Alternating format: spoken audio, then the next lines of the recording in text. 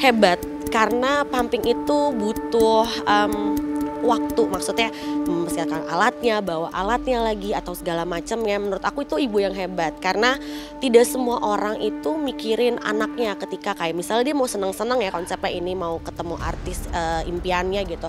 Terus dia merelakan beberapa waktunya walaupun sekarang pumpingnya udah canggih ya gitu. Handless gitu, udah nggak pakai yang tangan lagi. Cuman dia meluangkan waktunya untuk pumping, bersenang-senang, itu akan bikin ASINya juga bagus karena ibunya happy sih. Gue kalau misalnya ngerasa itu situasinya kurang steril juga gue nggak akan kasih anak gue gitu loh. Oh, talking about steril, Pak Su itu orangnya benar-benar wow. Dia bisa ngomel kalau nggak steril, say. Even semua yang Disneyland gue segala macam.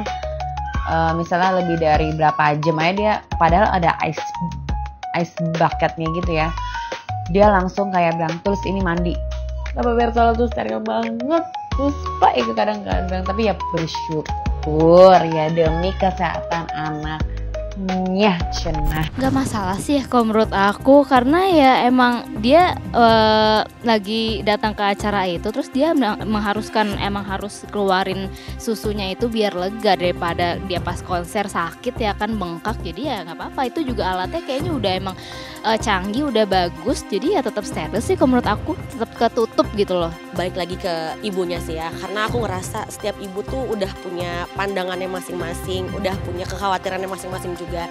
Jadi soal steril atau tidak sterilnya, aku rasa Kapetgo tuh udah lebih tahu karena itu anaknya juga ya.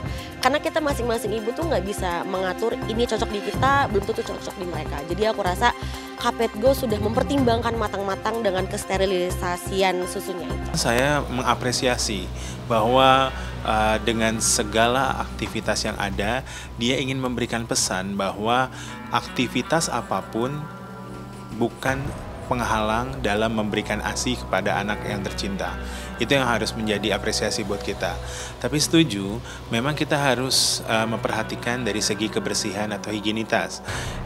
Dan saya yakin pasti beliau pun sebagai ibu sudah memikirkan hal tersebut.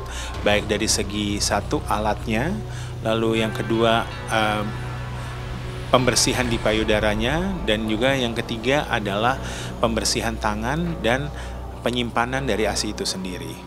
Bersihkan ya.